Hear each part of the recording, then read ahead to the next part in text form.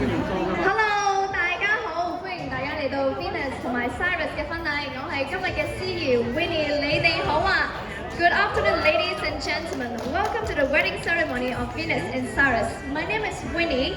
It's my honor to be your MC today. Welcome. 今日喺呢一度咧，真係要好多謝咁多位嚟臨同埋出席佢哋嘅婚禮。你哋嘅祝福，一對新人咧都全部收到晒㗎啦。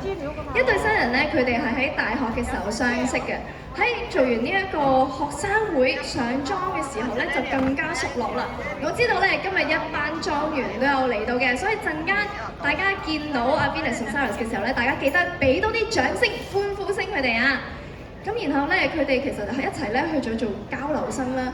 翻嚟之後咧 ，Cyrus 咧就對 Venus 咧展開熱烈嘅追求。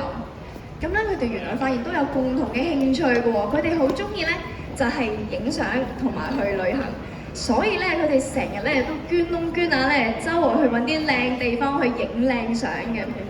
咁直到有一次啦，咁Venus 又同Cyrus 就出街啦。Cyrus 嗰日咧就鼓起勇氣就表白。我問Venus，究竟嗰日你嘅感覺係點啊？係咪好 sweet 好開心啊 ？Venus 話嗰日好凍啊，我差啲就凍到病咗啦。Well 就係咁樣，佢哋咧就打情罵俏咁走過11個年頭。The two met in university, and until now, it's been 11 years. They share the same interest in photography and traveling. And they have been to so many places together and exploring different adventures together throughout the years. 咁嚟到之後，其實 Cyrus 咧同埋 Venus， 其實佢哋一開始好早咧已經有組織家庭嘅打算啦。咁Cyrus 咧更加坐言起行，提早為佢哋嘅屋企增添2個嘅新成員，就係佢哋領養嘅2隻小狗王子同埋巴連。咁然後咁其實佢哋已經好似組織咗一個小家庭咁啦。我問佢哋點解你哋要結婚啊？佢哋一齊同我講，因為生命世事無常，你永遠唔知下一秒會發生咩事。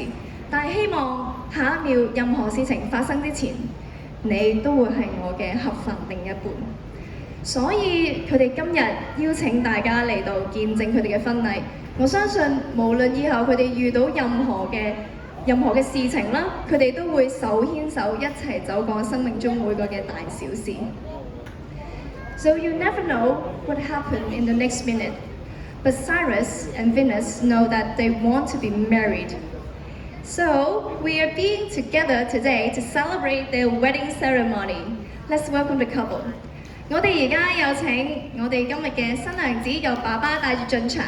喺之前，我哋請兄弟姊妹都一齊進場，一齊分享呢個喜悅啦！我哋大家掌聲邀請。今日多謝一班兄弟姊妹。